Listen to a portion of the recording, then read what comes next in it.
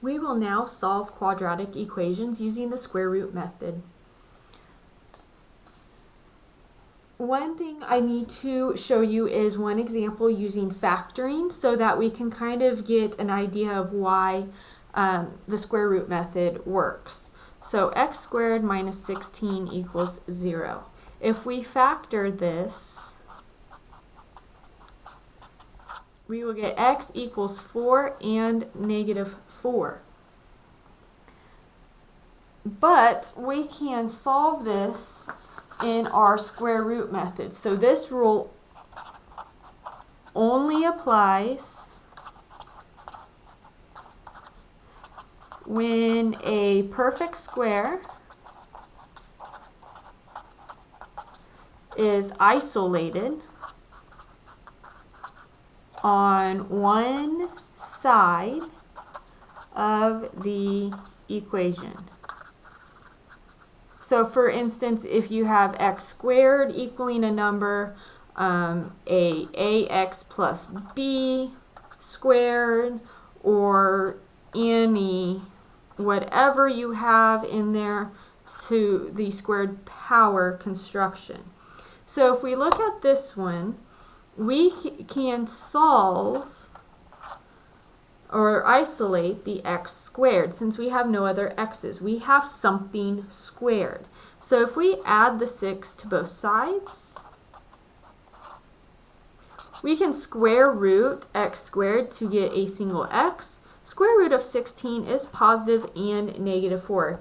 When you square root, when you're solving equations, you must include the positive and negative. As you can see up here, when we factored, we get both positive and negative 4, where here, if you just square root 16 and say that's positive 4, you're missing half of your answer.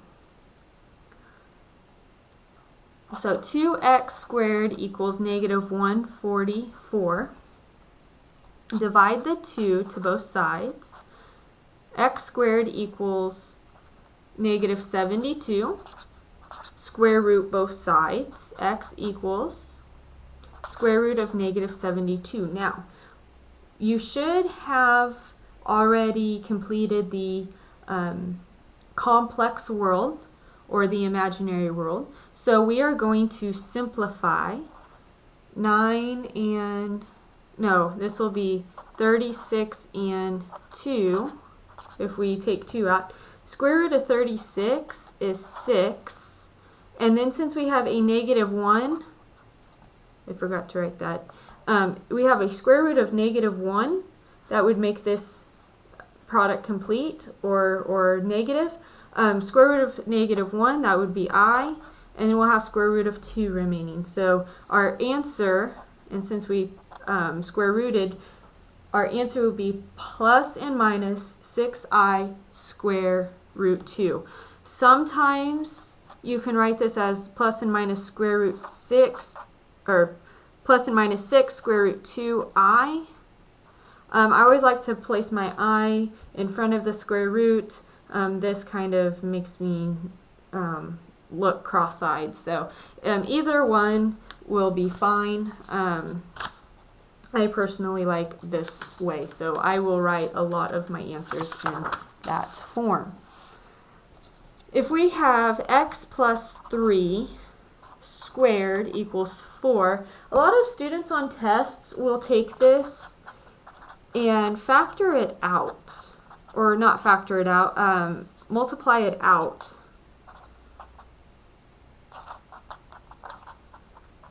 And then subtracting the 4,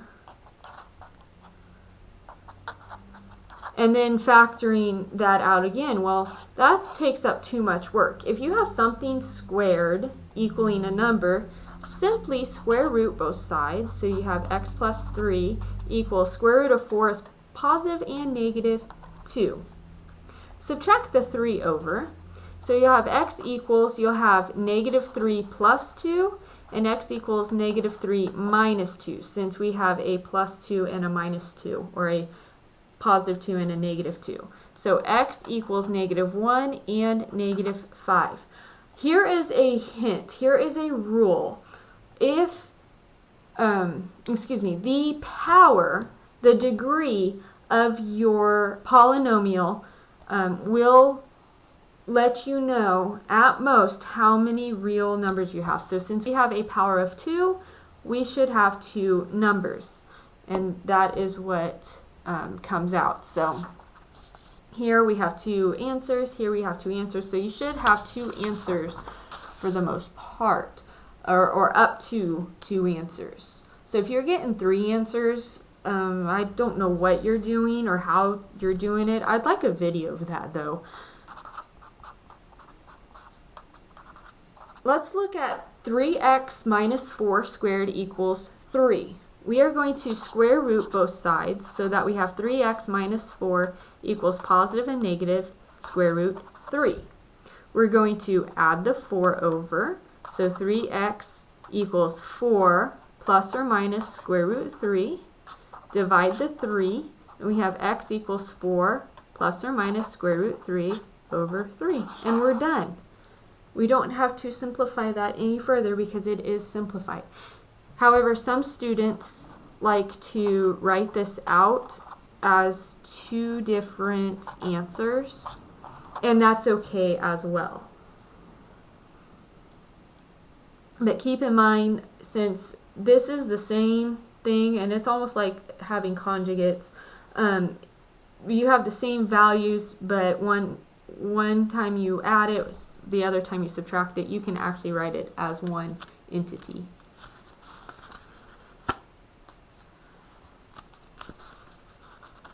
Okay, one more for this video. 2x plus 3 squared equals 16. You're going to square root both sides because we have something squared, so that cancels out the squared. Square root 16 is positive and negative 4. If you need to, you can say you have 2x plus 3 equals 4 and 2x plus 3 equals negative 4. That is okay to do. Subtract 3 to both sides, so you have 2x equals negative 3 plus or minus 4. And here I would probably go ahead and